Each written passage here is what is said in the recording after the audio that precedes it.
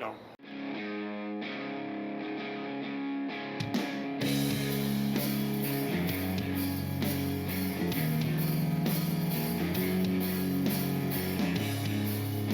Hello, Internet. How are you? This week, Derek is gone again because he still has a prematurely born baby that he has to spend extra time and loving care in and go cuddle it and share the most precious pictures ever on Facebook and Twitter. So today we have with us Shawn Berke.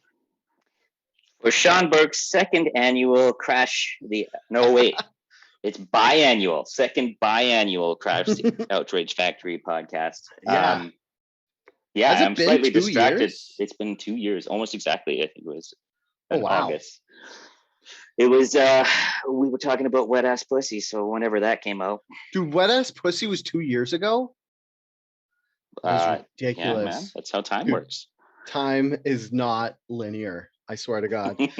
For this podcast, I got some of this very special Coke dream flavored. Have you tried this stuff? I've never seen that stuff. I consider myself a bit of a Coke supporter. Connoisseur? Yeah, I don't even know. I drink Diet Coke. So my problem with Coke is that my dad only ever had diet sodas in our house when I was growing up. And so I do not like the taste of non-diet sodas. Like, it's like, give me all the aspartame. I just want that Diet Coke, and actually the caffeine-free Diet Coke. Oh, really? Yeah, this has caffeine in it? It's delightful.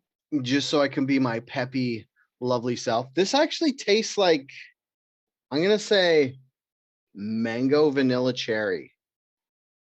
So are you basically drinking this drinking a Coke like you're drinking wine? You're like, smell a little bit of cat piss. Wait. Let me annoy everybody. Yeah, that made it so bubbly. I love that when you're drinking wine and you're trying to get the flavor, so you swirl it and then you put a bit in your mouth and you like suck air over it, and it's just like getting punched in the face with wine flavor, and you're like, oh. Like, that's never tasted good. Oh, hey, I just figured out how to work Facebook. Oh, did you? This thing popped up and it says that Matthew McLaren is watching us. Shout out to Matthew McLaren. How creepy is that? Hey, Matt. Yeah, there you go. That's good. Now I don't have to walk you through like the best part is whenever I try to teach anybody tech is like, I'm half boomer, so I don't know. So it's just like a boomer leading a boomer through a dark forest. So I'm pretty glad you figured it out. Yeah, I mean, I'm not half boomer, but me and social media have very, very little to do with one another. So. Like, most people say that I'm a Generation X, but I'm not. I'm half millennial, half boomer. And that's the only way it makes sense to me. Because I'm like X doesn't even exist in that scenario. Because like I never had the Generation X growing up experience. Like, I wasn't a latchkey kid or whatever. I grew up on a farm, so my parents were always there. So they always knew what the fuck I was doing, like a millennial. But they were very emotionally detached, like a boomer. So that's where it comes half and half. I wonder if that's still the case for farm kids, though, because I like my cousins had a farm when I was growing up, and I remember it was literally like we would show up there and they're like, okay, get out of the house and fuck off. And we would just wander out into the farm and, do a whole bunch of things that probably should have killed us. Oh, dude. Yeah, I don't want people to think I didn't enjoy just being half a feral kid, where it's like in the summer, they're like, just go the fuck. Like, there was hours where I'd take a golf club and I would just smoke a ball into the field.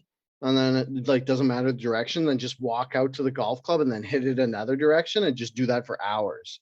And then like we would go fuck around in the hayloft, or a couple times I just go fuck off into the forest, like, which is very unsafe for like an 8-year-old to do. But I never got mangled. But very fun for an 8-year-old to do. Oh yeah. I love that burp that was like out the side of your mouth. You're like, I'm gonna try and not burp. Yeah. Just like a little like balloon hiss.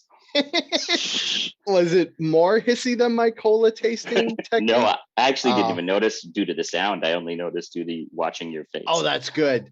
Because most the audio only people, I just outed you about your burping. Yeah. it's funny because I had to stop drinking bucha on the podcast because I burp so much. But then I'm trying this. It's just a day of trying new drinks. I'm trying this Wake Water shit. It's like carbonated sparkling water, and it's fucking fizzy as shit. And that's making me burp. So is that supposed to be like particularly left-leaning politically water, or no, it's not woke water, Berke. It's what gets you woke. You have to drink the Wake Water to become woke. It awakens you. That's probably their slogan. This water awakens you. Yeah. Drink Wake Water. Get woke. Mm-hmm. So do you want to talk about some shit, or do you want to talk about some shit? So I sent you the list of the topics we're going to talk about. Did any speak to you? I did read your list. Can I say that? That was awesome. You can. We can learn about these together, buddy. Because I didn't. No, I actually read most of the articles in your list. Oh, you know the problem. This is very much like last time, but the problem is every time I'm like, people are mad about this. Every single one. I'm just. That's the point. You shouldn't be mad. Yes, this is why I can't be on Twitter. Oh, by the way, I posted that you were coming on this on the Twitter, and I said you're one of the most. You're considered by me and Derek one of our or probably our most level-headed friend. I'll just compliment you straight without pulling it back. So nice. And I was like, maybe that's because he's not on Twitter. That might be a contributing factor. Yep. And the fact there's a chicken egg scenario there. Maybe I'm, rational and logical, and therefore chose not to go on Twitter. But it's probably the opposite, the other end. Yeah, that's true. Yeah. Why don't we just start at the top? I mean, unless any of these really. Okay, I added a new one that I didn't tell you, so I'm going to share the link in the comments on Facebook. But it is Heinz has started a new fashion line with ketchup stains. Okay, wait, my comments isn't fucking working right now. wait. Is this like Heinz teams up with Levi's or Banana Republic or something, and actually it's ketchup better stains than on their clothes? Or I like this topic because I went full 180 because it was like I read the headline and it was like Heinz starts fashion with ketchup stain. I was like, that's fucking stupid. I'm out. But then I was like, I'm going to talk about this because this seems dumb enough to bring up on the podcast. And then I looked into it, and it's actually something super cool because it's I'm gonna try get the, because it's like they're doing it in co-doing it with this charitable organization. Dude, my enter key is not working. I think my computer or the battery on my cordless keyboard is dying. So after years and years of quite literally leaving its mark on the fashion industry, Heinz has debuted a new clothing collection with ketchup stains, the Vintage Drip collection, which I'm going to say I love that line, Vintage Drip, just because drip with the young kids means cool dresses. Cool I feel like don't fashion. Put it into a search engine, though. Yeah, that might be a good idea. And then, they're doing it with ThredUp, which is this company that their whole business model is they sell secondhand clothing to save the environment, because there's like this huge fashion waste problem that if you pay attention to, it's like each piece of fashion takes like, God, they had it all in there. I'm not going to bore you with the numbers, but it takes a fuck ton more water than you'd think to make an article of fashion, and it makes like a big carbon footprint. So what they're doing is they're taking thrift store clothing and they're putting a ketchup stain on it, and then all the proceeds go to some Rise Against Hunger, like that charitable organization. So all this stuff is doing is feeding hungry kids. So I'm a huge fan of it. Yeah, I don't know what people are angry about here, but I will say I feel like thrift stores have spent many decades throwing out the clothing that had ketchup stains that could not come out. And if they had only been stockpiling all this time, then we wouldn't have needed Heinz to come in and add ketchup to it. Well, I'll tell you this, from a fashion I'm pretty sure that my wife wouldn't let me wear one of these pieces of clothing, Dude, and they have Gucci she shit. knows everything that I need to wear. So. But they have Gucci shit. Yeah, I don't think that'll be the deciding factor. It'll be That look, I'm doing this based on experience, because every time I've dropped anything on myself, I'm told to change my clothes. So yeah. Yeah. Anyway, that's cool. Hey, Good I stuff for charity. literally had to just change my shirt because I ate curry in the one I was gonna wear on this podcast. So Just from a logistics perspective, are they like sourcing all of these secondhand clothes from only one place and then adding the ketchup there, or are they having clothes shipped to one central location to be ketchupized, or are they having crowdsourced ketchup people put ketchup on thrift store clothes all over the United States? What I think is game here? happening is ThreadUp organization. Yeah. They probably got all the clothing together, and I'd imagine they picked through the pile and got the best stuff, because I was looking at, because they have, like, you could go to threadup.com and you can look up the collection of stuff you can buy, and they have like I said before, they have Gucci shit, and so they probably picked all the best stuff from ThreadUp and put the stuff on it. So if you go to threadup.com, you could shop the collection. But the problem is there's a Gucci t-shirt with a cat on it, and it was $294, but it's sold. And that's secondhand. Well, that doesn't surprise me. Yeah. Yeah, I don't know. I'd have to read more about this ThreadUp concept. But if these guys are basically just like finding all the coolest shit in thrift stores and then centralizing it somewhere and then redistributing it, I feel like there's yes, this is great charity and environmentally and blah blah blah. But the two things that bother me with that is, one, your general thrift store then has a lesser tier of awesome shit because these guys went around and stole it all. But I imagine they wouldn't have the impact to be able to do that to everything. But I just wanted to bitch about something so I can be part of the Outrage Club. And the second thing is just logistically, that sounds like a massive waste to like take everything that has already been decentralized and then go buy it from a whole bunch of different cities and ship it to one central place to redistribute. Decentralized. Look at you using big political words. Or just thinking about logistics, because I've done that for a period of time. But anyway, so funny. I never even thought about that. And of course, you being a logistics man, is that what it says on your business card? Just Shawn Berke, logistics man. No, it says Shawn Berke, currently going through midlife crisis. Actually, I say on sabbatical because I don't technically know what that means, and it sounds cool. Sabbatical is, it used to be when you worked at a job for, I think it was 10 years, you're allowed to take 3 months off. I don't know if it was paid or unpaid. And it was like a find yourself, reinvigorate yourself with life. But of course, since we switched into hyper capitalism in like the late 80s, mid 90s, and it's all Clinton's fault, and I can't remember why, but it was like he basically turned the Democrats into money hungry people like the Republicans. Anyways, so ever since then, we don't really have sabbaticals anymore. But it used to be because the world was aware of how people would just get burned out if they worked a job too long. And they're like, okay, take 3 months off, go on vacation, go find yourself. Or like any normal person, be like, take 3 months off, get bored of fucking doing nothing, and then go back to work. There we go. So it's decidedly accurate for my current situation. Also, do you think that Bill Clinton was the first president to be marketed to kids through cartoons? No. I can't hear his name without thinking about the Animaniacs theme song. When he played the saxophone, and Bill Clinton's on the sax. Yeah.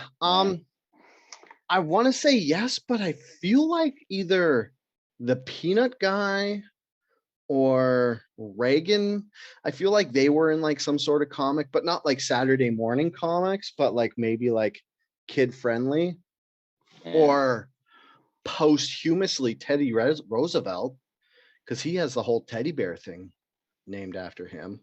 Well, that's really cute. But I think you're right.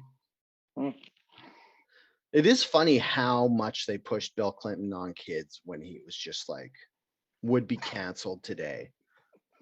Until they found out, that there was some potential sexual misdeed potential. I don't have it. So last time I was on here, we were doing like outrage scales of outrage. Mm-hmm.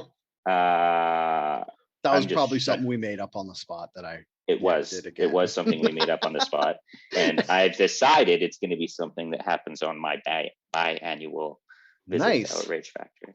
So, what's your outrage scale on this, or is that you're going to have to re-explain the system for the audience members? No, the system. There's no system. My outrage scale on this is we'll start easy. I will give this 1 frowny face. I don't know what that means. Out of 3 or 5? You decide. Well, it's our totally smart system that I totally didn't completely forget about since you were on last time. But I'm gonna say 5, so we have more leeway to move, because 1 out of 3 seems like 30% outrage over this. That's not low enough. I'll tell you, I started at about a 3 out of 5 on this, but now I'm with you at a 1 out of 5, because I thought this was like that fucking dumb thing where they take clothes and they make it look like people use them for work and then just charged an obscene amount. Yes. Yeah. When it's like brand new and then they destroy the brand new jeans. They're like, let's make these perfect jeans. And then, okay, dig holes in all of them. Now that you've come up with a really legit system for our scale there, I am going to let you know that the way that this gets approached is that the scale is different for every question. So next time we'll keep going. How about we talk about this superhero thing, because it's at the top. Okay. What happens was, are you a superhero movie guy? Because I'm feeling like in the world at large, there's superhero movie people and there's a small, very vocal group who are sick of superhero movies. I'm huge superhero movie. You could take any plot, any drama, any comedy, any action, and it's better with superheroes instead of just regular people. Well, I mean, logically that makes sense. Like if you took The Sopranos and put superheroes in it, it would be infinitely better. It really depends on which side you put the superheroes. I'm definitely a passionate Star Wars fanatic, and I know that's not superheroes, but it is in the same fantasy hero Disney owned realm. Marvel, I have not kept up with Marvel. I'll say this. I think it's divided into phases or something. I probably watched I'm going to guess phase 1. I'm going to guess I watched phase 1 and really liked it all. What was your last? You've watched stuff in phase 2. Phase 1 was like Iron Man 1 and 2, the first Thor, the first Captain America. And I haven't even watched phase 1. Well, I've watched Iron Man 1 and 2. I watched all the X-Men movies because I love the X-Men. Those aren't in the same MCU universe because they were released by Fox instead of Disney. Because the MCU universe was started after Fox. And so the way it works is X-Men. I watched both Deadpool. Does that count? That's still Fox. X-Men, Deadpool, Fantastic Four are all Fox. Spider-Man, Venom, Morbius is all Sony. And then the rest was MCU because the way it used to work was Marvel held the licensing for these characters, but you could buy the licensing and you'd be the only company allowed to make those movies. And then that's why MCU started with Iron Man, who isn't their most popular character, but it was the one that nobody else had licensed yet. So it was the most popular one behind Spider-Man, Fantastic Four, and X-Men. And then Robert Downey Jr., and they made so much money off the first Iron Man that they basically started releasing more and more movies. And that's how the MCU universe started. And then Disney bought Marvel, the entire company, and they got the MCU with it because that was a production company that was done by the company Marvel. Whereas Sony and Fox still owned their characters because they had like bought the licensing rights from Marvel, but now Disney also owns Fox. So the next X-Men, Fantastic Four, Daredevil, Deadpool movies will be part of the MC universe because all the licensing lines up. This must be hella boring for all of the other people that know all this stuff, but I am fascinated. I feel like, okay, I've watched stuff in this world before and enjoyed it. I watched the one with Brie Larson. That was in this world. I watched Phase 4. Some Iron Man movies. Yeah. At least 2 of them, both Guardians of the Galaxy, which were absolutely hilarious. Those count, right? Those. Okay. I think those are Phase 4 as well. Scattered. Yeah. Oh, and Black Panther, which was awesome. That's perfect. Because the whole reason we're talking about this is because the teaser for Black Panther 2 dropped, and the bad guy, which is more of an anti-hero because in the comics, Namor, I don't know if he's Atlantean or if he's something else because DC kind of owns the rights to Atlantean people with Aquaman. So I think Namor is basically what Atlantis is, but not called Atlantis because it's just like a sub-sea race of people. Anyways, he's the main bad guy because they're going to his race of sub-sea people are going to start a war with Black Panther's country, Wakanda. Which I can't remember. Yeah, with Wakanda. So that's the main conflict for this. And in the teaser, Namor was walking out of the water and you could see his back. And the comic artist who has drawn stuff was all upset and said that he didn't say he looked fat, but he said I think this was mostly just an excuse for him to post a thirst trap picture of his own body, because he's like, it's terrible when the 60-year-old artist who looks better than the real life renditions. Yeah. And he posted a picture of his full body from the back. And it's like awkward because you're like, why would a 60-year-old man still be interested in thirst trapping people when you figure you should be mature enough to get over it? But at the same time, he's in pretty good shape for a 60-year-old. Yeah, exactly. When you were 60, in like 7 years, when you turn 60, you're going to want to be, you know what I mean? Throwing pictures out of there if you look like that. It's when I turn 60, it's not going to be a matter of want. It's going to be, this is my body at 40. And I don't imagine it's getting ripped by the time I'm 60. You and me both, buddy. There will be no thirst trap videos from this guy unless something happens and they invent a new way to get ripped. That, I mean, well, you 50, tried the thing at the P&E. It's basically like a redo of the 50s sander belt on your back. Oh yeah, that's true. Remember the little wiggle wobble thing that made us all you stand on feel it? Sick? Yeah. The guy's like, just stand on this thing for a few hours a day and you're going to be ripped. You know what? How about this? When we're 50, 55, do you want to get into steroids? Because I mean, we're going to be 50, 55. What's the point of not doing steroids? Like, well, I'm sure they'll be safe by that point. Yeah, and plus, like, what are we going to worry about? Getting zipped? We'll be 50.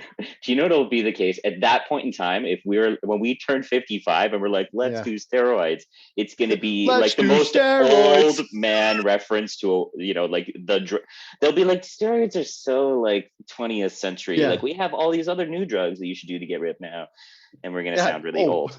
They'll be like, steroids are for the poors. Everyone is doing human growth hormones and stem cells, bunch of peasants.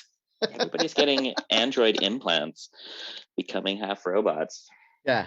Oh, I really hope that's the case in 15 years. Getting android implants? Well, dude, I want in some point in my lifetime for us to actually progress to the point where we're not just having these hypothetical conversations about the machines taking us over. We're actually in the like thick of it. We're like, oh shit, this is the turning point. And I'm going to be like, oh, you fucking kids, this is going to suck for you right before I sort of kill off. You know what I mean? That's what I want. I want the last like 5-10 years of my life to be just watching the chaos of the robot invasion. Oh yeah.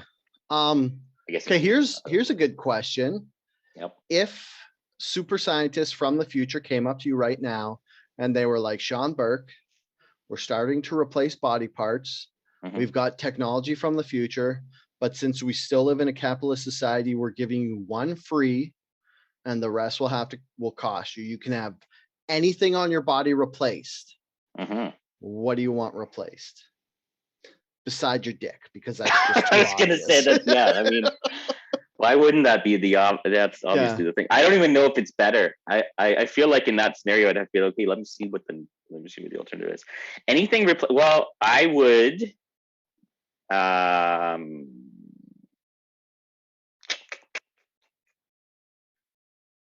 I mean, it's a good question. I mean, I'm past the point where I really care about this. I'd probably get rid of the belly fat. Can they do that? Can they just be like, here's a 6-pack? Yeah, but you'd have to. That would be like, okay, that would be like replacing your core. Yeah, yeah. Like, exactly. The thing is, though, that if the biology hasn't changed, I'm quite sure they would, whatever that, if they were replacing any of those things, it would be like, it would give me 4 months and I'll ruin it again. No, it's like a robot part. You can't ruin it. So it's like it's made out of metal and shit. So it'd be like, instead of having stomach muscles and like back muscles, it would be all your core muscles that hold you up. So it'd be like you basically get like a belt this thick around your waist, but that would just be all your shit. Like it would just be all your muscles, because like your organs and your spine would count as something else. So this would just be like your abdominal muscles and whatever your lower back muscles are. Gotcha. Okay. Yeah. Well, I mean, at the end, if that's the case, if I'm getting robot shit, I'm gonna change it and say I want my ears, not the physical ear, like the inner workings of the ear. Oh, dude. I like living. I'm terrified of the idea of going deaf. So I'm like, I just would love to have perfect. Dude, and maybe I could have supersonic hearing and listen in on all these private conversations. Perfect. Oh my God. It'd be, and if this was the Twilight Zone, you'd get that, and you'd finally hear all these conversations people have, and it would just be the dumbest shit you've ever heard. Exactly. Are you noticing hearing loss? Because I'm having this thing where it's like I can hear fine except for conversation. Like if I'm watching movies, or my girlfriend specifically is talking to me, or someone else is talking to me, I can never hear them. And is this you just planting a seed so that you can be like, Andrea, I talked about it on the podcast. It's not just something I'm making up. I am losing my ability to hear you. I talked about it on the podcast. No, I think it's all conversational tones. I don't know if it's like humans speak at the specific tone, but if I'm wearing like headphones, I can hear it fine. Yeah. So I don't know if it's just like the wub-wubs are passing my ears or something. Yeah, I don't know. So yes, humans will speak in a certain range of frequencies, and then there's lots of really cool shit about sound waves, and when the same frequencies come in on the same phase or alternating phase, they can amplify or cancel each other out, all the shit. So all of that comes into play. But I would recommend you could get a hearing test. Have we changed from, we're no longer outraged here. We're now, this is for your well-being and the betterment of, look, listen up, men, let's get real. This is about us talking about becoming old men. Just us talking about hearing. And feeling good about it. Actually, at work, I did have a hearing test, and it says I'm at the lower end of okay. Like I'm on the cusp. Like I shouldn't be worried about anything, but that doesn't explain why I can't hear conversations. But what's not cool about that is it means that you can't, claim for long-term disability or sue your employer or anything. There's still time for me to go deaf at work. Perfect. All right. So the plan's still there. Listen. I feel like I should change say what I would change. Or do you want to talk about that? Was actually going to be my question. Oh, yes. Yeah. I'm going to say actually close to you, but just to be different of you changing your abdominals and all that shit, I'm going to change my spine. Just because like I get lower back pain, and I'm not sure if that's like a muscle thing or like all the nerves through your back thing or something. So I would like to change my spine. Cool. Does that would that be in a scenario where you could basically lift an ant style amount of weight on the top of your, like if I had this perfect spine, they could, they would just go down straight down the spine. Well, no, because the then skeletal, it would crush your feet. Yeah, crush all my hip. My hips would probably give out, and the neck joint, and Yeah. Oh, yeah, I'll go with spine. And then from there, I would just do all my bones. Mm-hmm. So I would start with my joints, then bones. So in theory, just to bring this back to where Mhm. we're supposed to be, you would want to go full Wolverine on this shit. Mhm. Yeah. 100%. Wolverine is one of my favorite Marvel characters, and that would be dope. Although I don't know if that would work because the only reason he can have adamantium bones is because he has a healing factor, so that his body kind of like is constantly healing around the bones. That's why he didn't like die immediately from the Project X, I think it was. Oh, and Whatever his it was. body is also because of the healing factor. He's also always shedding fat and building muscle. Is that so that his body looks appropriate to? And his hair grows really fast. The comic book artist, yeah. Yeah, so when Wolverine's 60, he will also post thirst trap videos on the internet. Yeah, exactly. And it will seem appropriate. So do you want to just go down the list or do you want to skip around? Actually, I want to just say that for this particular one, I find this one also challenging. I this idea of like he's being body shamed because he said because the guy's like, I'm more ripped than you are.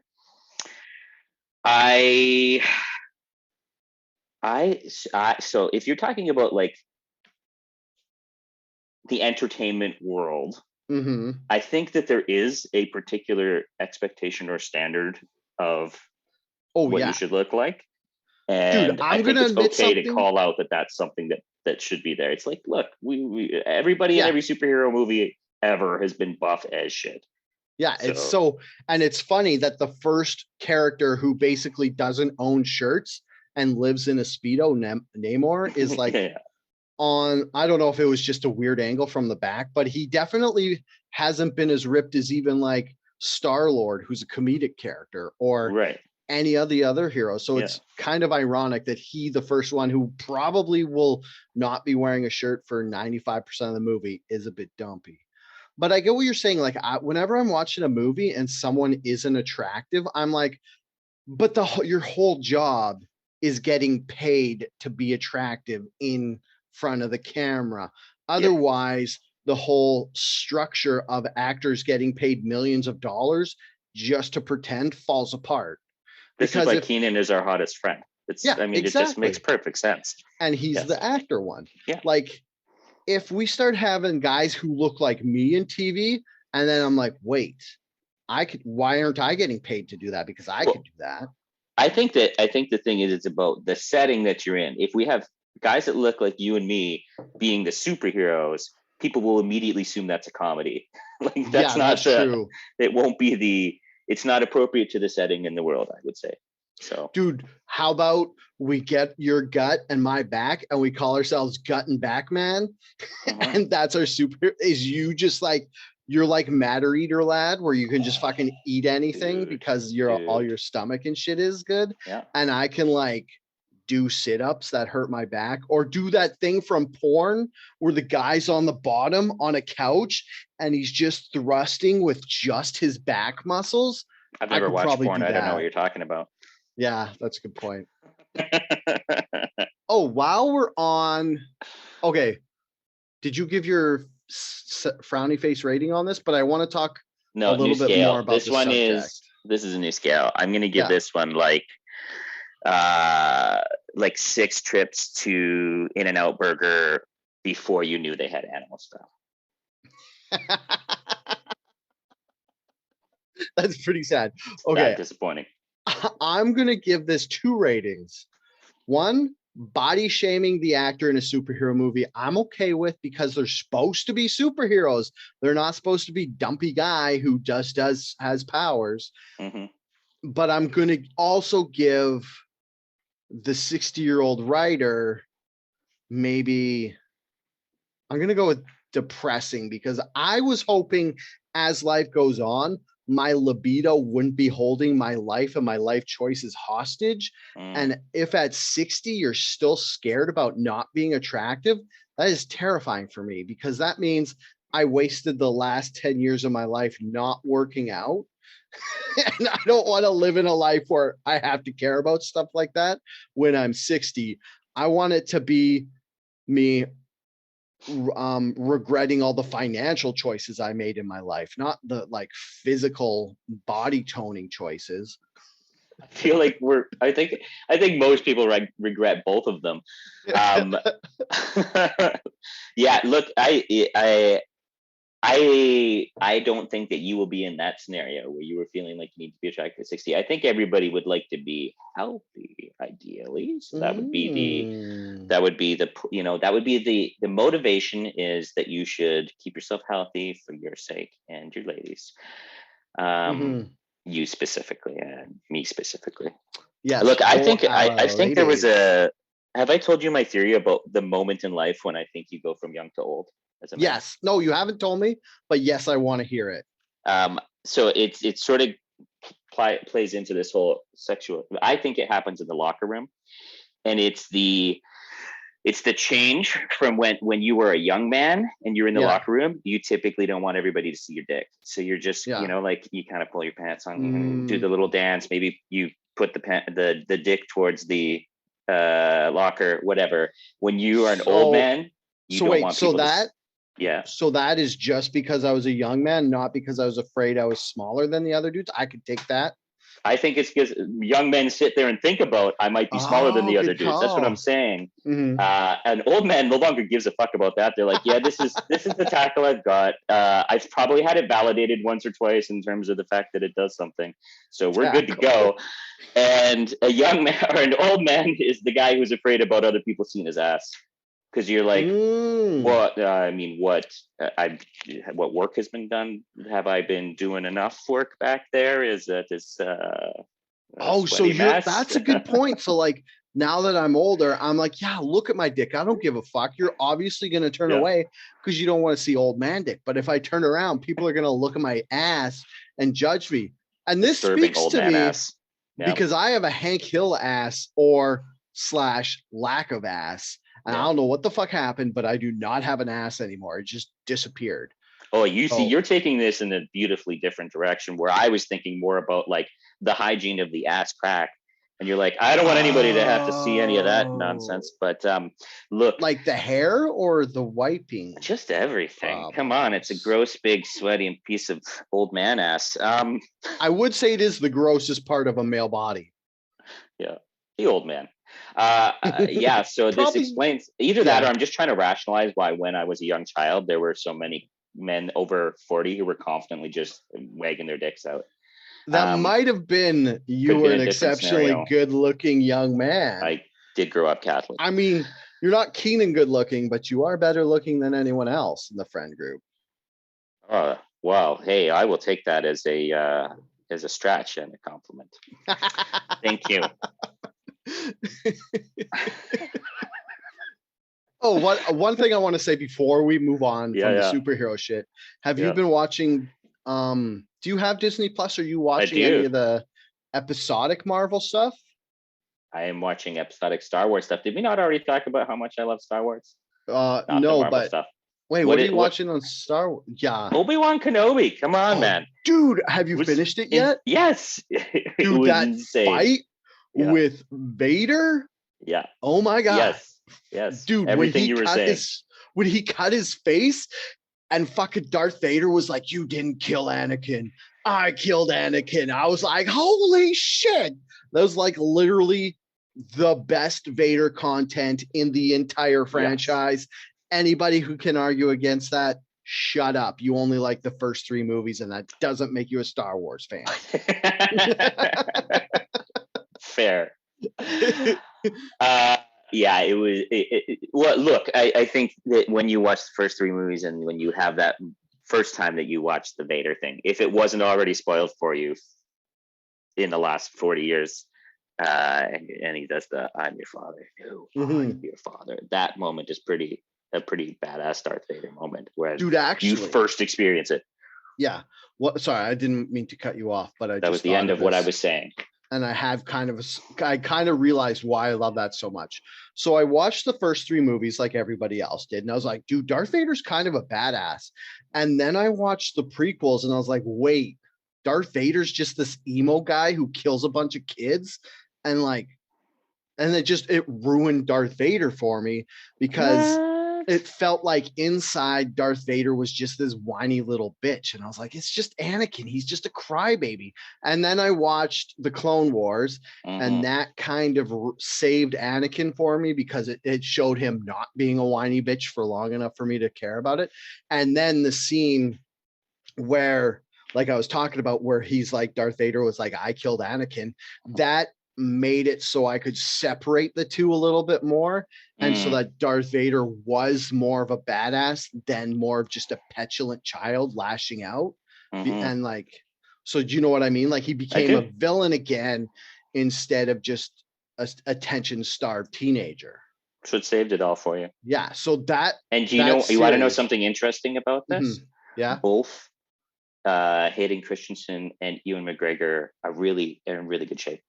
So yeah, they are. Just saying, and as they should be for making that as show. Sort of heroes in that scenario, they are required to. Oh, and this show Obi-Wan actually also made Obi-Wan my favorite Star Wars character, because in the original series, you're like, Obi-Wan was just this guy who didn't get any fights, but he's supposed to be this all-powerful Jedi, and then he, like, Darth Vader swings at him and he just turns invisible, and you're like, what? And then you watch Clone Wars and you're like, fuck, Obi-Wan Kenobi's a badass. Extreme badass. Well, first you watch the prequels and you're like, fuck yeah. Oh, Ewan McGregor is Obi-Wan. Then you watch the Clone Wars, like, animated series, and you're like, fuck yes, Obi-Wan. And then you watch this and you're like, if he's not your favorite character, you weren't watching, because he's amazing. He is.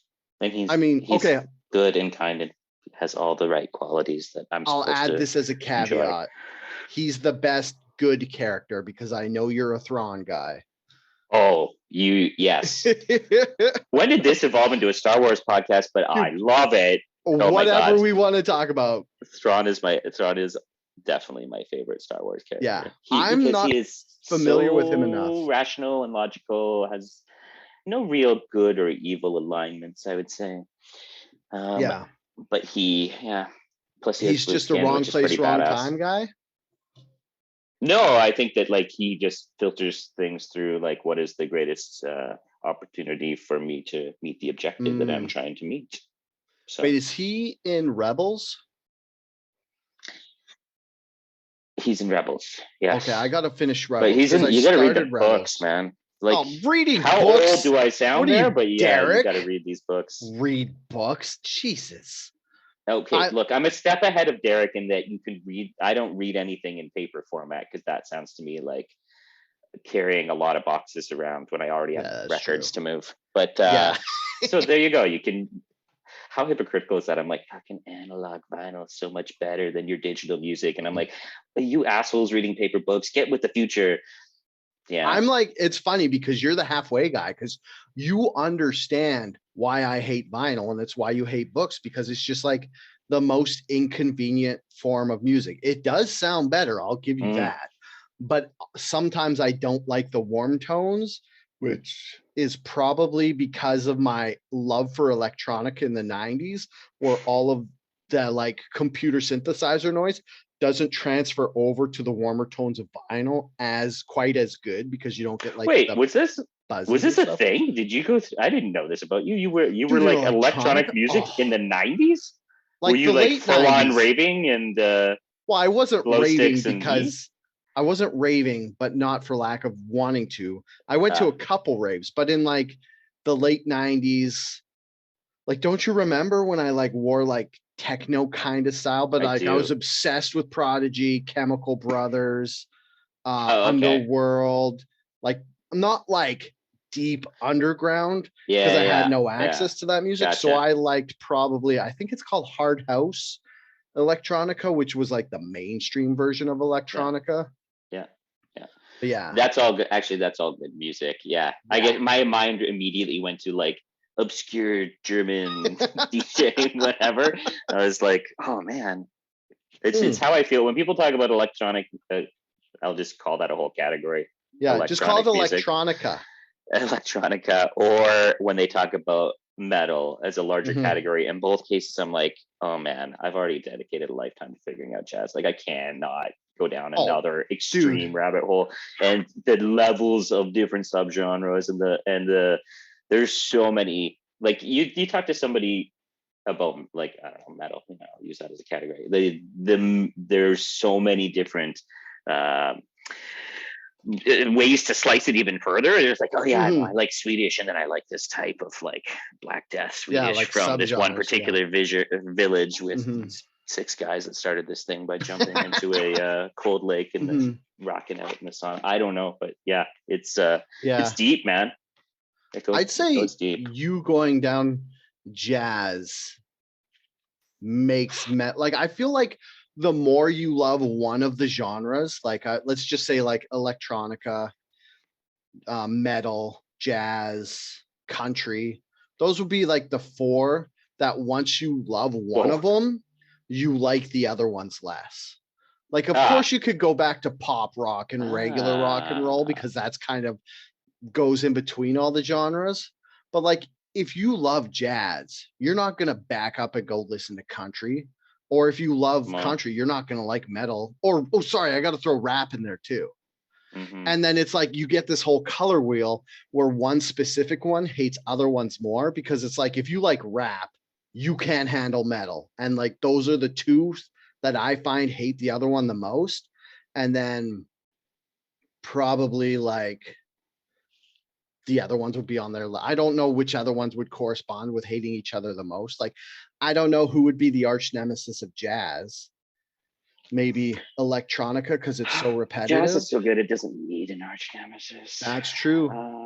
Maybe jazz is like rock, and it's like anybody can appreciate it a bit. Look, if you why do I keep saying that word? I don't even use that in my regular discourse. I use that one a lot though. Yeah. If you take all of these genres, basically everything you're saying is less of a like color wheel in my mind, and it's like a an ancestry tree. Oh. You know what I mean? And like one is leading to the other, and there's some pretty, That's a good um, point. yeah, which is kind of boring because I'm killing your theory. No, that's I would fine because say both can be true I because would you're say talking there's about some, the origin and I'm talking about the yeah, likingness of them. yeah.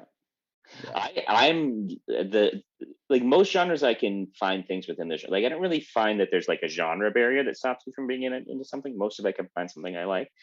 But whatever noise is, whatever that category is, that like a category of metal? Or is that just like its own category of music Yeah, well, or electronic music? Whatever there's noise that is a experimental noise would be metal. And yeah. then, but you can have you can have experimental electronica, which would be like maybe industrial or something. But noise would definitely be metal because it's like a lot of the times you use the same instruments and stuff for noise. Yeah. Yeah, that I don't get it. I don't get that one at all. Yeah, there's some of it, some noise I like a lot, but some of it I'm just like, fuck. But like, well, about acid jazz, because that's kind of in the same vein as some noise where it's just like fucking crazy and experimental. Yeah, I'm not anti-experimental. I mean, there's lots of free jazz that's messed, and there's lots of free What's jazz I free jazz? hate. Free jazz? Yeah. It's like noise before they could figure out how to amplify instruments. Oh, It's just free nonsense. jazz. I thought you No, said it's free Oh, free okay. jazz. Like it's like where I don't know, Ornette Coleman and where Coltrane went when they start getting out of there. Oh, Eric Dolphy. it's like they get too advanced and too smart that they start like making it like, sound weird. There's no chord. Weird. Yeah, they're like fuck the chords, fuck the scales, Oh. fuck the It's time like signature. post jazz. Just go, just make noise. Yeah, there's lots of that I'm not into. That's also super simplifying it. I have a question about jazz. Do you like when jazz is mixed with electronica, like the band Pretty Lights, or like was that you jazz introduced me fusion? to? Oh yeah. That you introduced me to that I really enjoy. Yeah, I'd say like most modern jazz actually has like if you go to like Grammy Awards for best jazz instrumental album, and you listen to it, it's like, oh, this is just has evolved to a point where those two things have become symbiotic. It's like electronic music and jazz together. It's really good. Or like Terry Lynn Carrington was a really good one recently. That's got like a lot of R&B and hip hop fused in with the jazz. So Actually, it's good we're talking about this because there's something weird that happened to my algorithm on Spotify. And that was the introduction of Japanese jazz fusion pop rock. Yes. Which is crazy. Like, I got to send you some of this stuff because it's like, it kind of sucks that it's not in English because I'm like, my mind can't help wondering, like, what are they saying? But there's some stuff where you're like, it's just like, it's weird because it's almost like just the music itself, when it was trying to be translated into Japanese, like a sentence, got changed, but it's almost better in some ways. It's like when you hear someone speak broken English and they're just trying to convey a thought, and you're like, well, I understand what you're saying, but you don't have the right grammar. Maybe some of the syntax is off. It's kind of the same way when you do the jazz, and then you're like, it kind of almost makes you think about it in almost a different way. But it's like, it's almost refreshing because it's like hearing it through a different set of ears almost. Does that make sense? I think this makes sense. The most pretentious Outrage Factory has ever been. I was just gonna say, we should be dimming the lights a little bit, getting ourselves into our slippers and cardigans and sipping a little brandy. Well, and actually we need to lower our voices a little bit. Yeah, let's start a side pod called Pretentious Factory where we just talk about jazz, and it's you oh my god teaching me about jazz. I love this. This sounds amazing. I need to do get a you smoking watch jacket. The TV show Bosch? I have never heard of the TV show Bosch. Okay, so it's like he's a detective, and it's like a police procedural where he's like solving crimes and stuff. But one of the things about the main characters is he's obsessed with jazz. So he'll just like, him relaxing is him listening to jazz on vinyl and being like, and then he like the next day he's out like solving crime and like kicking in doors and shit. And it's like they always have like jazz conversations. I'm like, sure. Why haven't you told me about this show before? I don't know. I guess this sounds extraordinary. It sounds like it's pretty much my life. I mean, I am a super detective on the side, so it's great. That could be part of the gut guy and back. Yes, perfect. Gut guy and back is where superheroes with average bodies, except for this one part, but we talk about music all the time. And you teach me about jazz, and I like just randomly find other stuff on the internet and tell you. And you know what? The internet can get as outraged as they like if somebody body shames gut guy and back because they're not supposed to have hot bodies. Yeah. Or Maseratis. We're gonna just hit so many random niches with gut guy and back. It's gonna be crazy.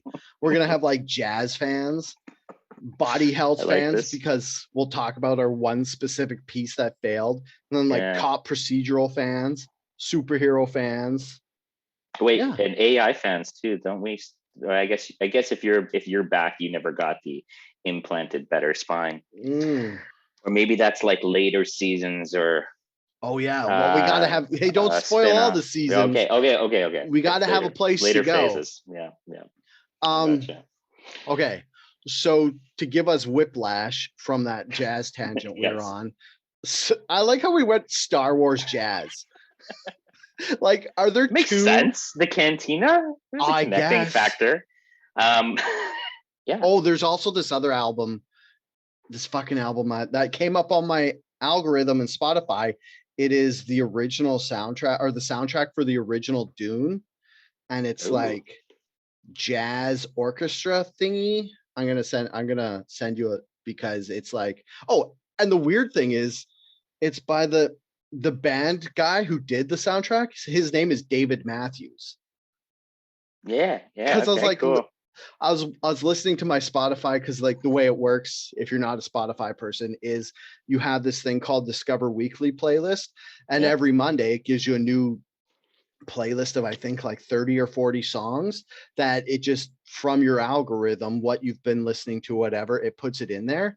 And that's where I'm getting like some of this Japanese fusion jazz, or this like, and then this came on and I was like, why is Dave Matthews in my fucking playlist? And then I look and I was like, and you're like, why is he calling himself David? Yeah. Yeah. When did he get so the logo, the cover art it looks like modern trying to be retro art. So I was like, the fuck is Dave Matthews doing? Is he trying to sound smart? And then the music comes in and it's like, it's kind of 70s sounding, but it's on classical instruments. So it could be made now. And I was like, what is this? And then it's just like, I mean, it's all right. I don't hate it, but why is this a thing? So I click on album and then you can look at the album and it's dated 1977. And then I just crashed my car because I didn't know what the fuck was going on. But yeah, so then I listened to like the rest of the album. I was like, oh, it said like Dune or whatever. And I was like, that's pretty crazy. So one of my favorite activities with jazz artists is you Google their name and go through like everything that they've been on. So let's play 6 Degrees of David Matthews. It's only like 3 degrees. He's a keyboard player. Was a keyboard player for James Brown. James Brown was the person who discovered Lynn Collins, who wrote the song. I don't know who Lynn Collins is. You do. It's a song. Okay. Because it's the Think. I think it's called. Yeah. Think. He played on that song, and that is the song that is. Fuck, man! I used to be really good with my early '90s hip hop. It takes two to make the thing go right. It takes two to make it act. That's her hook being sampled onto. What song is that? Who is that? God, that made that really popular. All right. By yeah. It takes two to make it. That's a girl. Okay. Well, okay. And that's like James Brown in the background going. I'm Googling it. To make a thing. By the way, we've turned this into just an educational preview of our Pretentious Factory podcast. Was the band Seduction? That doesn't sound right, but maybe. Hold on, let me see. Oh my god. Can you hear that? When I play music on my end, does it come through to your end? No. Okay, good, because I don't want people to I don't want this to get canceled off of YouTube. Yeah, dude. Oh, Rob Bass and DJ Easy Rock. That's what I'm thinking about. There you go. The one I was looking up is from this band called Seduction, To Make It Right. And it's a completely different, equally awesome 80s sounding song. Love it. That's awesome. Sorry, To Make It Right. Great. That's good. There you go. That's on my new weekly playlist that Dalify has provided for me today. Dalify. Okay. Should we go outraging or? Wait. I want to hit superheroes again before we move on because that's what I was saying. Sorry to give you whiplash from going back. So we're going back to before the jazz, before the Star Wars, to superhero shit. And the reason why, this is the reason why we got into Star Wars, because I was asking you if you've been watching Disney Plus episodic Marvel. Remember that? I do remember. That was an hour ago. When we went off the rails, but it was good. I'm sure whoever didn't enjoy our jazz talk, maybe fuck yourself. How's that sound? I mean, I can't say that because I'm not a huge fan of jazz, but there is some jazz I fucking love. But I want to stop us before we get back into talking about jazz, because we'll spend another hours talking about Bitches Brew or whatever that is. That what that album's called? Bitches Brew? Yeah, Davis. You and Dom showed me that, and it is it's chef's kiss. Sweet. That made me like some jazz. Anyways, that's actually probably why Japanese jazz fusion is in my Spotify playlist, because I listen to that. Oh my god! Can I get really geeky about Japanese jazz for a second? Okay, let's do it. Fuck it. We're going back down. I don't give a shit about this outrageous nonsense. I'm not on the internet. I'm not on Twitter. I don't care. No, it's just an interesting history lesson. If you think about World War II happens, Americans at that stage of the game, that's like jazz is like the predominant music in America, right? 30s, 40s, 20s, 30s, 40s, 50s. 60s. So the Americans occupy Japan, and at that stage of the game, they start influencing all their culture onto Japan. So like the musicians, I mean, there's give and take or whatever, but the musicians that sort of were born in like the later 50s, 60s in Japan started to grow up with this idea of jazz as an American thing. And then that became the predominant Japanese music in like the 70s and 80s.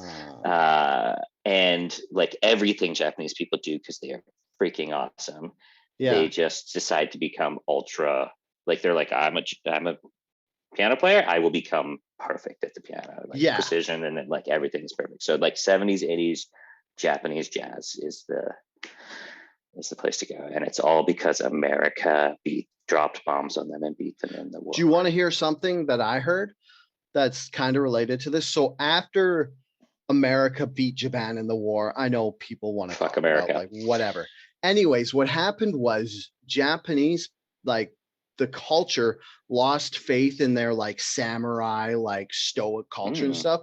So they on purpose wanted to emulate the more Western culture, because they had just beat them. So they're like, what can we learn from this to make ourselves be better? So that was probably one of the reasons why they were willing to adopt the jazz. And what they can learn is how to be really sick drummers.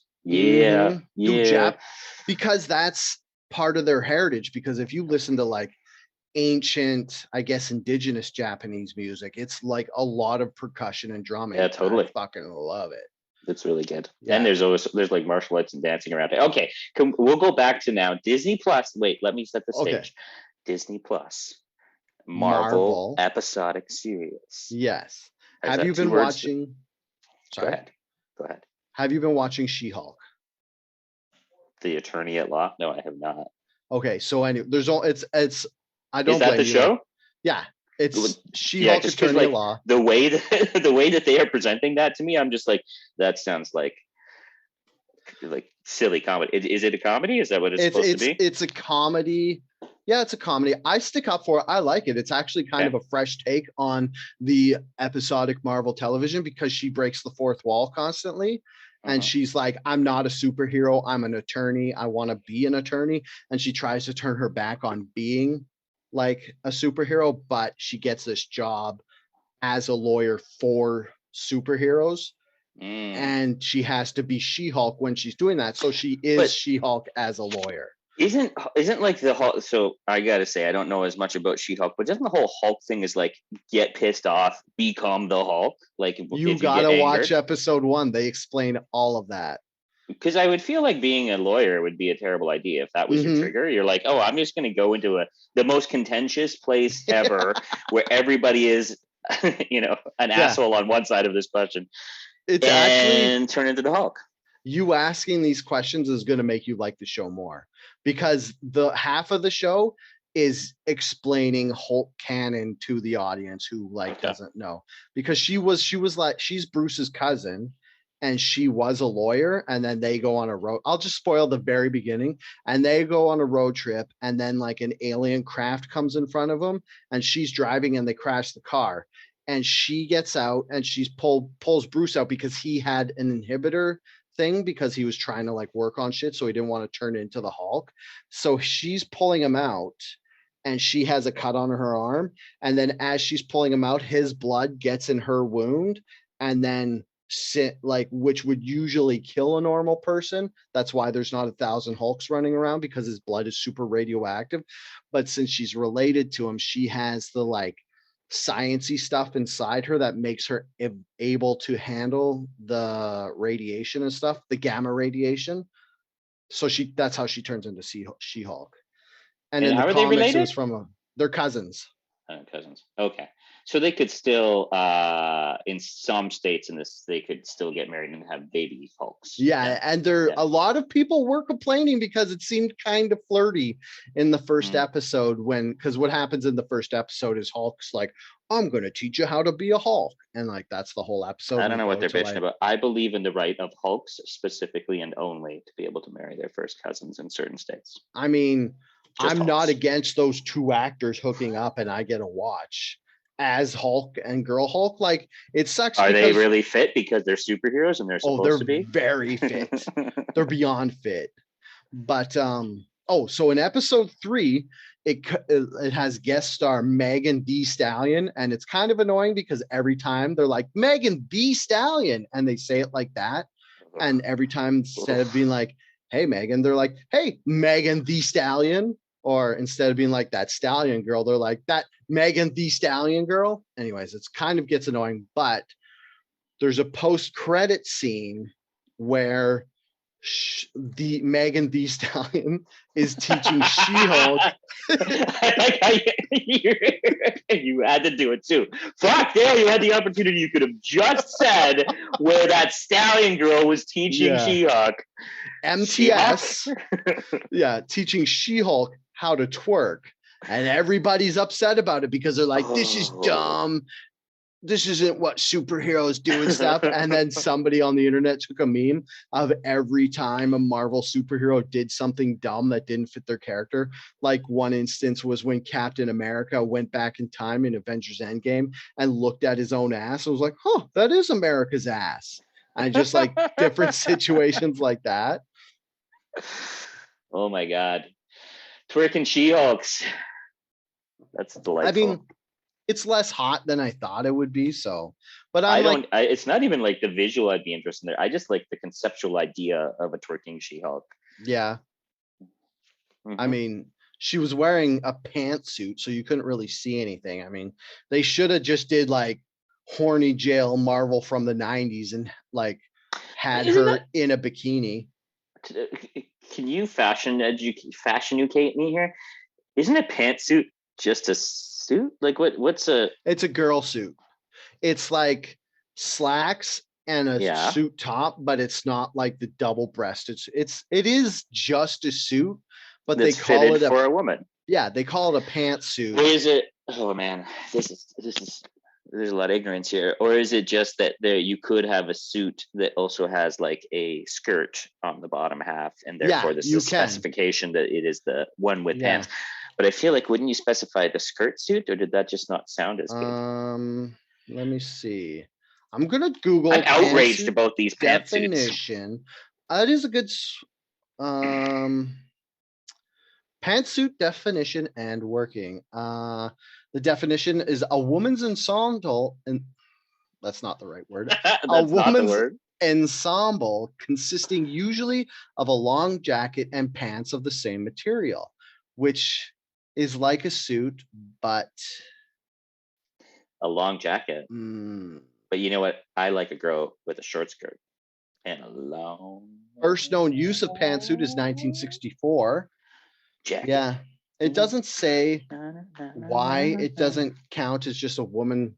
I guess it's better than saying woman suit. Like saying pantsuit is better than just a dude saying. But I guess it's kind of like they wear it.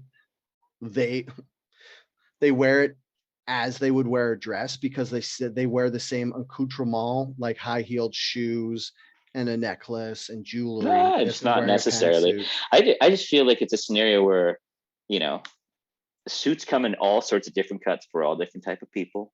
Yeah, we're all just wearing suits, isn't that? Isn't that a like what? Anyway, this is not something that needs to be thought of any deeper than it is at this exact moment. But let's go full jazz tangent on pantsuits. This is, oh my God, I am never coming back on here as a host, because you're 13 people who are viewers. 19? No, you're up.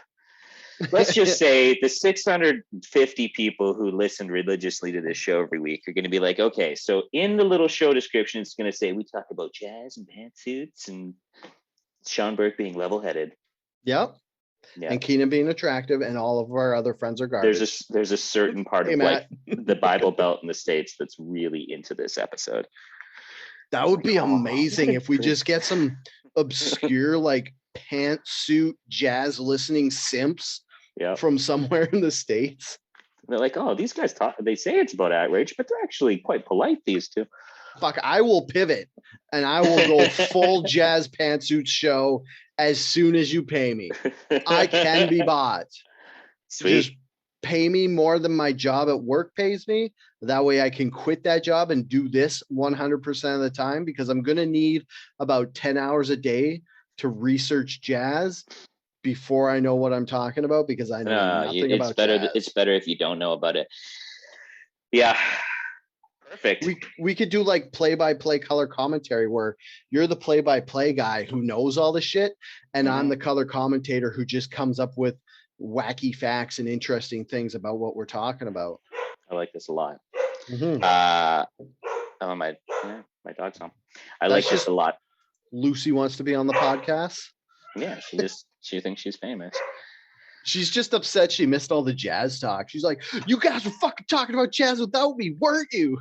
She's like, do you guys have any idea how much jazz I've had to listen to? She's been inundated with jazz in her entire 5 years of life. She's like, dude, I've listened to more jazz than any dog. She's like, I'm giving this fucking 6 sad faces because you talked about jazz and I didn't get to be in the room. This kid's like 3 twerking She-Hulks. I don't know if that's a good or bad. I haven't decided yet. Okay, so we've made it through 2 topics. It's taken so much time to do it. Are we going to do the little rapid fire thing? Yeah, do you want to? We're at an hour now. I don't know how much time you got, but I'm figuring since your dog just got home, then Lindsay's probably home too, and she's probably expecting you to be. Or does the dog just walk itself? Do you want this whole story? Dog, wife, guests, house guests all just got home, but they were all expecting me to be a little bit. I've got about 11 minutes. We'll call it 11 minutes. That's mainly what I was saying. I was like, because they're home, they're probably expecting you to be done pretty quick. So let's do the quick hit to get you out of here, because I don't want your wife / house guest to hate me. This has been my favorite episode about Rage Factory. Oh, thanks. Yes. That's good. Do you know what the best part of it is? When you are doing these and you have co-hosts, there's no Derek. It's the best part of this. Sorry, Derek. I didn't say it. But he's taking care of his wonderful new child that I have yet to meet. Okay, so I will get through. I will go through quick hit. Yep, let's do Since we're just talking about pantsuits, Hilary Clinton released a video of her dancing at a party to give support for what was it that the Finnish prime minister president. Okay, I have a problem. Okay, this is going to sound very sexist, but it was already sexist when you first commented when she's super hot. Do all these European countries have these super hot women presidents? They know that men are such fucking idiots that we can't handle ourselves as soon as we see hot women in power. Like, that's the whole reason for the last 100 years we've been trying to keep them out, because it's just too sexy and we can't fucking handle it and we turn into idiots. So that's why everybody's mad that she was dancing. You ever been to Scandinavia? Everybody's hot. And I think that they can handle it there. I think they're used to having hot, attractive women in every position of power. That's a good point. They're okay. I guess because if it's the rest of us that can't deal with the idea of, because she's also young and having fun. And I think Hilary Clinton herself is one of the people that taught us that she's neither young or attractive, Burke. Fun. Sorry, Hillary. We're used to people like Margaret Thatcher. That's the people in charge we're used to. Thank you. Well, I would say that people who like show themselves as being, competent and almost having to like overdo it because they're competing with men and they have to just like be fierce and strong and all these sorts of things. And then we have this politician who's like, I'm just having fun. I'm just a young woman in prime of life. And we're all like, you're not overdoing it. You're not trying to be overly studious and serious and everything. Anyway, so what are the thing we're on? Because this is a quick hit. What is the thing we're angry about? That Hillary Clinton shared a photo, or that, no, we're not angry. People are angry. I'm okay with her. When I say I'm trying to sound like I'm part of the Twitter community. Royal we. Yeah. People are mad that she was dancing, and people were mad that the Finnish president was dancing. I got that. And that's why Hillary released this video of her. Which was very supportive of her, and I appreciate her doing it. I'm good for it. And what I said about the presidents and stuff being attractive in us, and this is an example because it's like we hate it. I'm talking to the royal we because I think it's awesome. And that video that surfaced of the Finnish president's friends showing their boobs to the camera, I am also a fan of that. Sweet.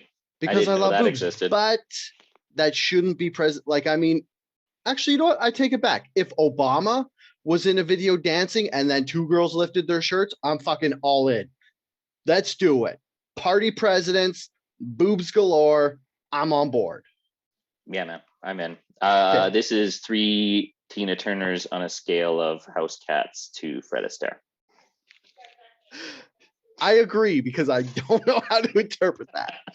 Okay, this is actually a close to home one because a court just deemed Google and Yelp reviews as defamation, and this could set precedent for the future. So what happened was a case in White Rock where a customer ordered some timber for a house he was building, and he got them from a specific business, and then they got there and he said he didn't like them, so they sent them back and restained them, like put more color on them, so I guess they looked better, sent them back to this guy. This guy then uses them in the construction, builds his house with them, and then like 3 months later decides that he hated it, so he wrote all these scathing reviews on Google and Yelp about this business, saying they frauded him, they pre-charged his credit card without his say so, they wouldn't return his his deposit or anything, but he used the material to build the house.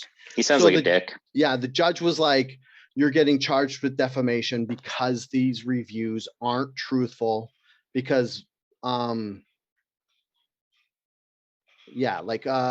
defamation in Canada is the only law that is reverse onus, where it's you're guilty until proven innocent, as opposed to guilty or innocent until proven guilty, where it's like, if you get charged with defamation, you have to prove that you did it for the public good, you were spreading the truth, and that you did help society as a whole. Is this true? Is this something you learned in journalism school? Because this sounds like this would be, they're like, wait, guys, you have to pay attention to this. I actually led a workshop on defamation in Canada, but that was 22 years ago, so I might be a little dusty. But so that's why his claims not being true makes him open for getting sued for defamation. Because he is not serving it's good. Fuck this guy. He used the timber. Obviously, they were good enough to build a house because he built a house with them. Yeah. And it sucks that it took this long. In this particular, like, if we talk about that instance, I'm like, yeah, hell yeah. And actually, in general, I don't know. Maybe I struggle with the idea of a single voice having so much power today. And I know that swings both ways. I know there's definitely scenarios where it's like, thank God there was that one person who was able to say, hey, by the way, don't work here because they're racists. And then somebody was like, wait, they're racist? And then looked down and they figured out that there was some terrible, shitty things going on.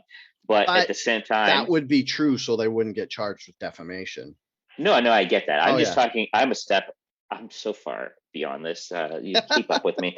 I'm talking about the idea of a single person having enough power with their voice, and the internet providing that, whether it's Google, whether it's Glassdoor, whatever the review, TripAdvisor.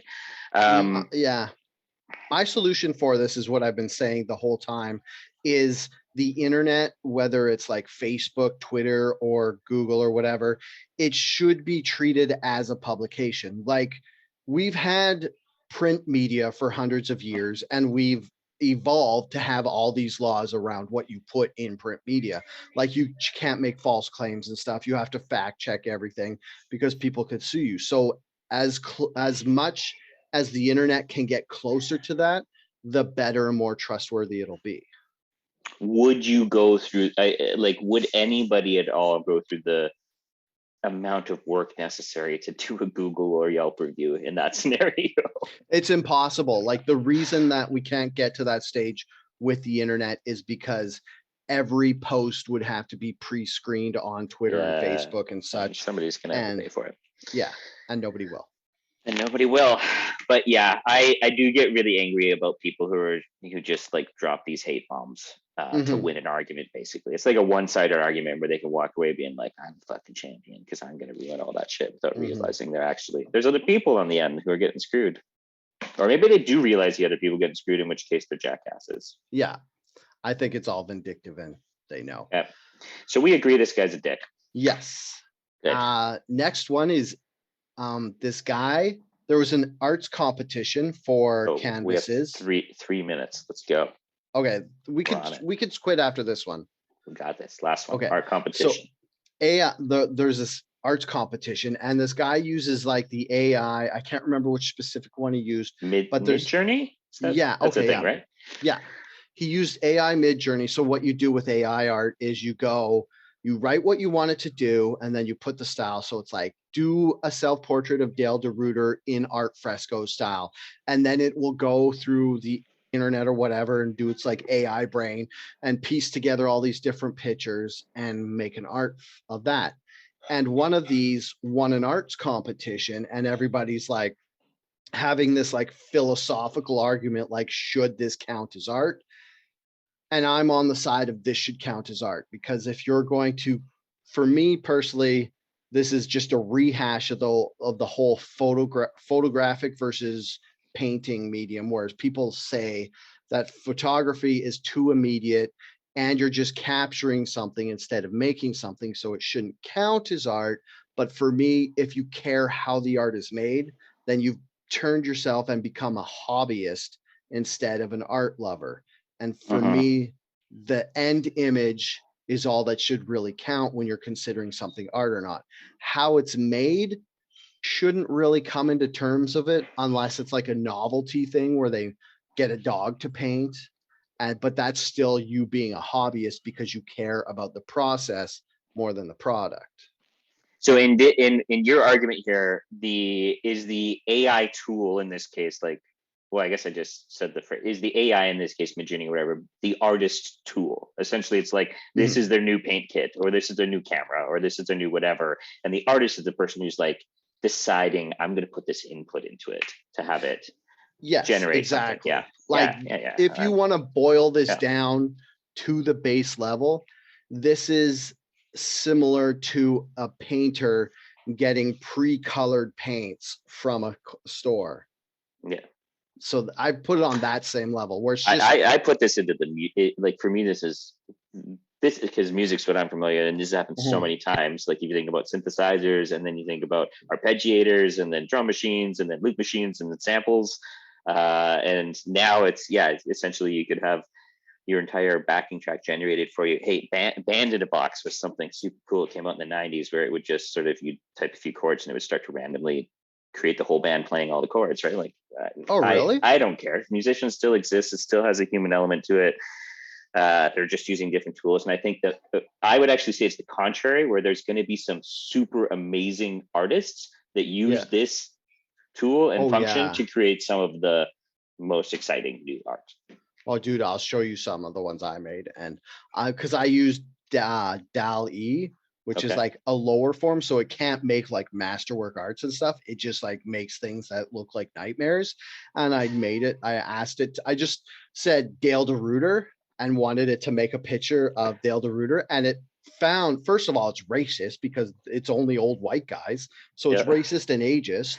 Dale, probably classist because they all look like lower middle class, but it's like they'd be like wearing these old 70s suits, and one guy's face is just like scrunched in and you can't see his like eyes or mouth, and it just like looks like Slender Man or something. It's scary. Amazing.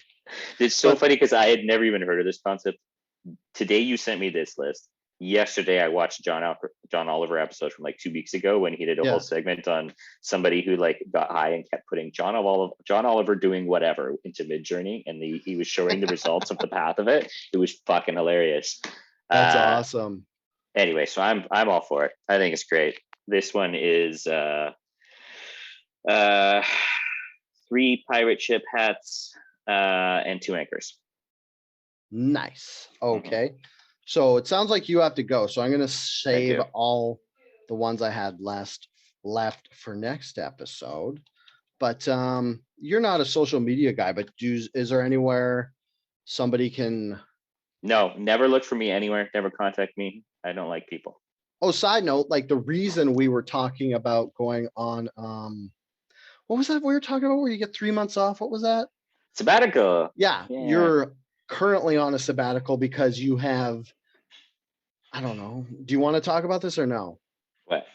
About like how the specifics of like how I quit my job, but okay, well, that's all. Obviously, I quit my job and I'm feeling good about it. Are you actively looking yet? I am not. I am intentionally taking a good period of time to Okay. actually, yeah. So we're gonna go travel the world, wifey and I here, and we leave in a week. So if you're watching this, don't hit Shawn up to do your job yet.